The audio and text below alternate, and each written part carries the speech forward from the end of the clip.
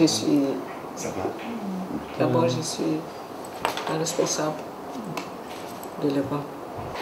Depuis la création de l'école, nous avons eu à former les parents d'élèves. On a eu à se former, à s'associer pour pouvoir m'aider à ouvrir cette école. Et cette association s'appelle Apaesma. C'est l'Apaesma qui m'a appuyé à pouvoir ouvrir l'école.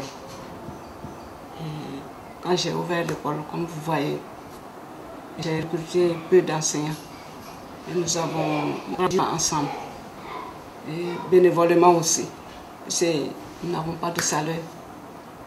Et jusqu'à aujourd'hui, bon, d'autres sont partis, d'autres sont toujours restés parce qu'ils ont aimé leur travail.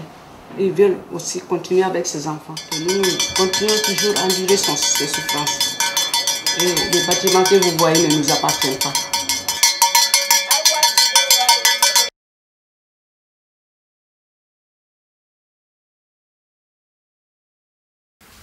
C'est une réunion de bureau donc, de l'association Paul Bouvier. Et le président nous dit j'ai rencontré un ami, Hubert Nicolas, qui m'a parlé d'une petite école pour enfants sourds au Burkina, qui aurait vraiment besoin d'un appui, d'un soutien. Stanley me dit, je crois que le CROP devrait pouvoir faire quelque chose. Et ça commence comme ça. Et puis, chemin faisant, on découvre en fait que, à Bobo-Dioulasso, il y a 2 écoles pour enfants sourds. Celle dont nous a parlé Hubert Nicolas, donc EFATA, et celle que l'on a trouvée sur Internet, l'Institut pour jeunes sourds du Faso. Et donc on en vient au bout du compte dans le projet à travailler avec EFATA et avec l'Institut pour jeunes sourds du Faso. Et voilà comment commence le maillage du territoire, on pourrait dire. Donc une association en France, ici à Saint-Hippolyte-du-Fort, et puis ces 2 écoles à Bobo. Ça, c'est le début de l'histoire.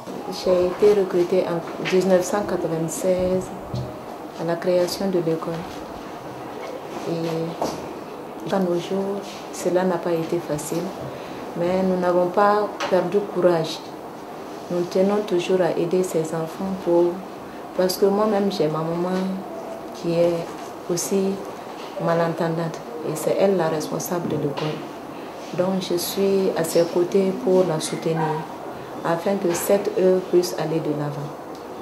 Un jour, un Français du nom de M. Nicolas, qui est venu de la France, et qui nous a parlé de CROP, surtout de l'Institut de Paul Bouvier. Il a recensé tous les problèmes de l'école, les difficultés. Il a eu à nous dire que l'Institut Paul Bouvier était une toute petite école et qui a grandi maintenant, qui a suffisamment les moyens et qui veut venir en aide aux autres écoles. Donc, arrivé à Bobo, c'est notre école dont on lui a parlé. Et comme nous aussi, nous sommes une école, une toute petite école, nous avions besoin de soutien pour grandir. Certes, l'Afrique a des besoins de formation, d'équipement, de soutien. Et nous allons nous mobiliser avec vous tous pour y répondre. Mais nos amis burkinabés ont aussi à nous apporter, car ils sont des professionnels accomplis, qui ont su développer des savoir-faire que nous avons perdus.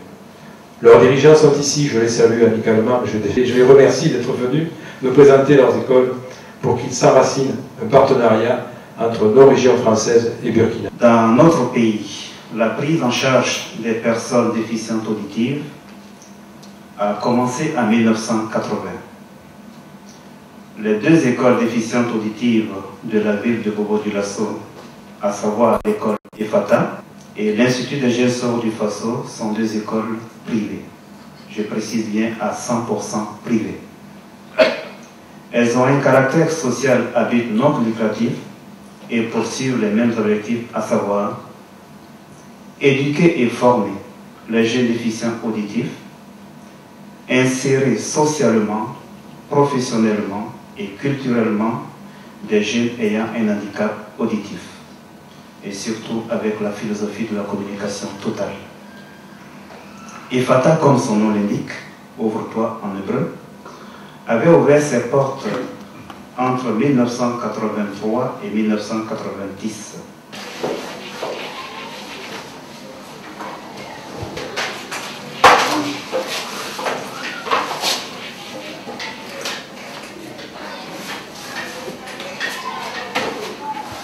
J'ai commencé l'enseignement des sourds en 1983.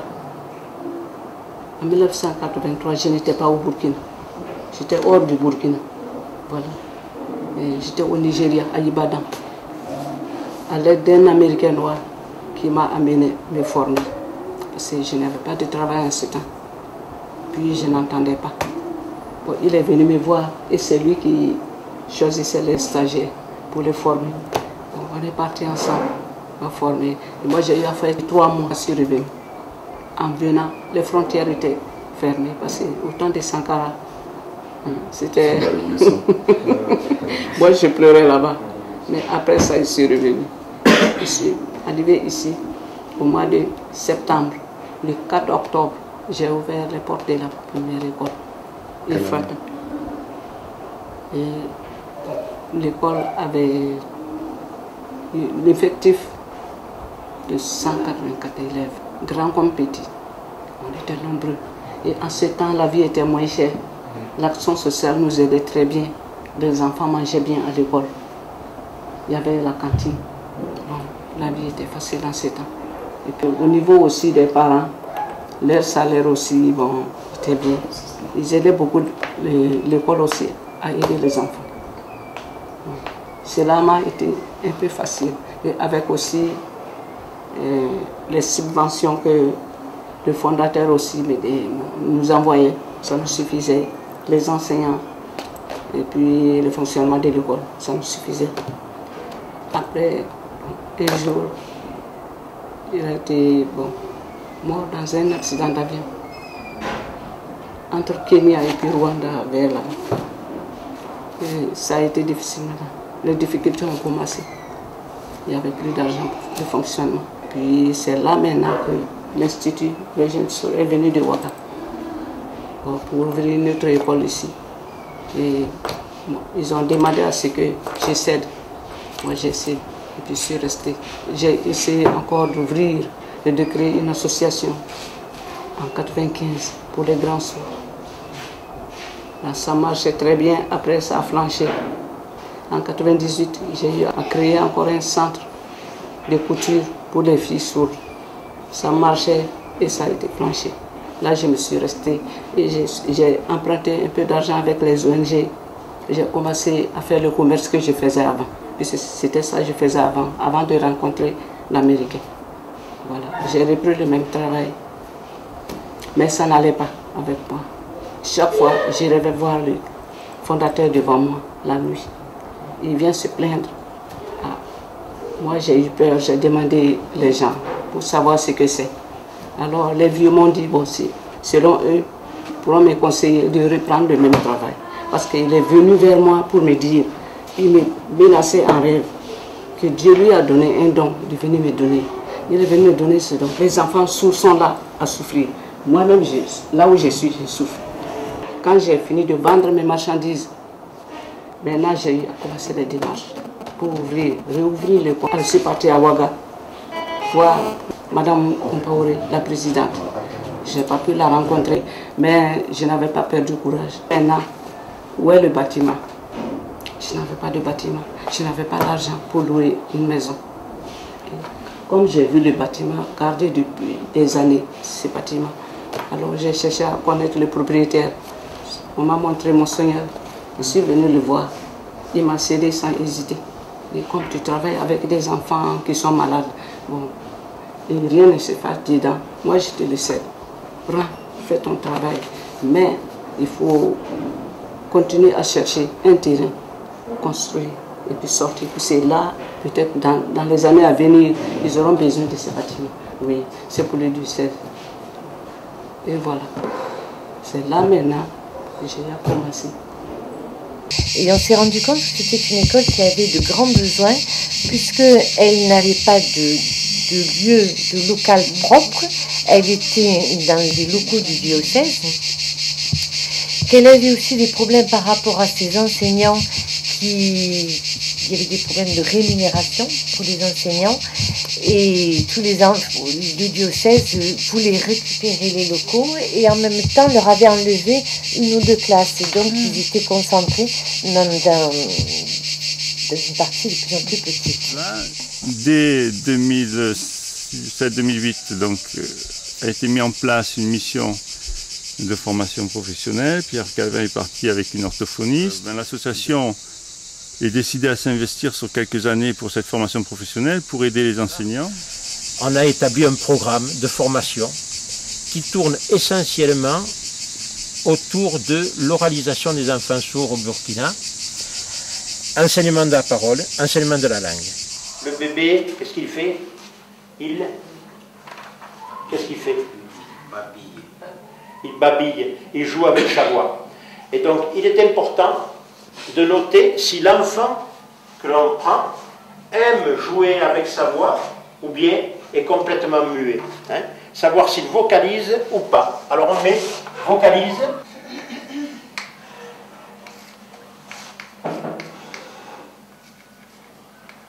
Oui ou non, tout simplement. Hein? Par contre, il y a des vocalises.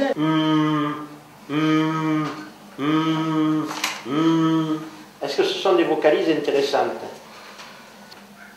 Est-ce que c'est intéressant? Un gosse qui fait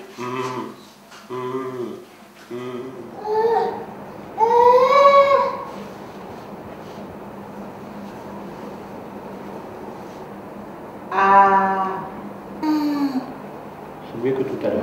Tout à l'heure, c'est bien, c'est bien. Voir si avec l'explosion, l'air passe par... Voilà. Bien. Non. Encore. Pa.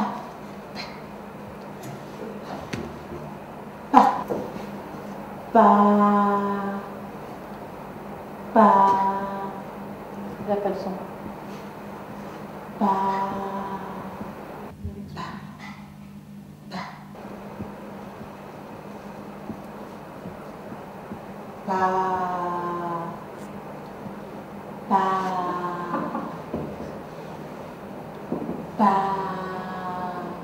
Au Burkina, actuellement, les enfants sont regroupés, tous dans la même école. Et alors qu'ici, on n'a plus d'enfants regroupés, tous sont intégrés dans leur école de village, ou au maximum, comment dire, dans des classes pour enfants sourds, mais tous sont en milieu ordinaire, tous côtoient des entendants toute la journée. Au Burkina, ils sont entre eux. Situation qu'on connaissait il y a 30 ans. Ils ont une méthode d'apprentissage qui est, à mon sens, tout à fait valable, mais la communication est uniquement basée sur le gestuel. Ceci dit, elle est basée sur le français signé, c'est-à-dire que la syntaxe de leur langage gestuel, c'est la même syntaxe que le français. Et ils traduisent absolument tout, même les petits mots, les coordinations, tout ça, ils traduisent tout. Mais ils ont envie de faire en sorte que leurs élèves, en plus, puissent accéder à un langage oral. Voilà. Et c'est dans ce sens-là que nous pouvons les aider. Exactement. En mettant beaucoup de bémols, comme on dit, en leur disant attention, tout ne se fera pas en un jour, c'est très long, c'est très technique, il faut apprendre, et ça met du temps, on met beaucoup de temps pour apprendre. En plus, il faut apprendre des techniques que nous n'utilisons plus quasiment, hein, mais qu'il faut les préparer aussi aux techniques que nous utilisons actuellement et à tous les appareillages que nous utilisons actuellement. Au Burkina, les enfants sont pris en charge au mieux à 6 ans. Chez nous, actuellement, c'est plutôt à 6 mois qu'à 6 ans. Donc, l'enfant sourd en France est aussitôt pris en charge, aussitôt appareillé, aussitôt il a un bain de langage autour de lui. L'enfant sourd du Burkina, pour le moment, n'a pas tout ça. Il faut aller vers eux pour pouvoir pratiquer avec des enfants dont nos actuels rééducateurs ont perdu complètement l'habitude. C'est pour ça que bon, on a plutôt fait appel à des gens d'un certain âge qui ont connu une époque avec moins d'aide technique, d'aide en particulier au niveau des amplifications de son, hein, au niveau des prothèses. Il faut aller vers des techniques qui sont moins coûteuses aussi. Raison pour laquelle, effectivement, on s'est plus tourné vers méthode verbotonale et dynamique naturelle de la parole, qui sont, pour certaines parties, en tout cas, de la méthode verbotonale et pour tout, en ce qui concerne la dynamique naturelle de la parole, des méthodes qui peuvent être mises en œuvre avec peu de moyens. Voilà. Ils font appel beaucoup au corps lui-même. Voilà, à Efata, nous avons pu subventionner 18 élèves qui étaient vraiment fort démunis et pour lesquels il n'y avait pas de nourriture au repas de midi.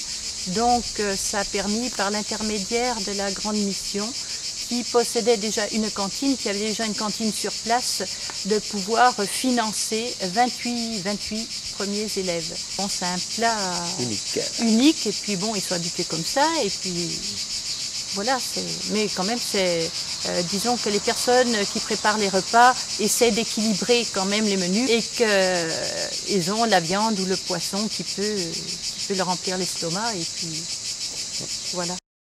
Nous prévoyons également de financer les frais de scolarité, ce qu'ils appellent là-bas l'écolage, et donc au fur et à mesure des dons, nous verrons le nombre d'enfants que nous pourrons aider au fil de l'année scolaire.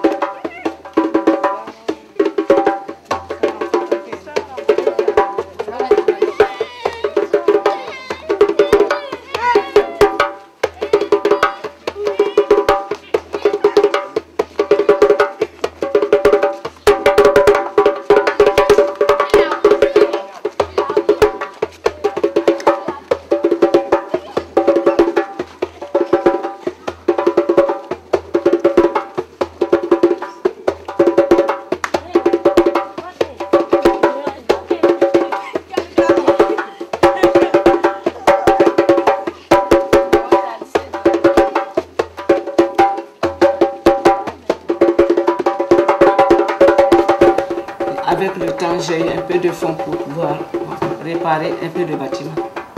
Et nous continuons à travailler dedans en attendant l'obtention d'un terrain.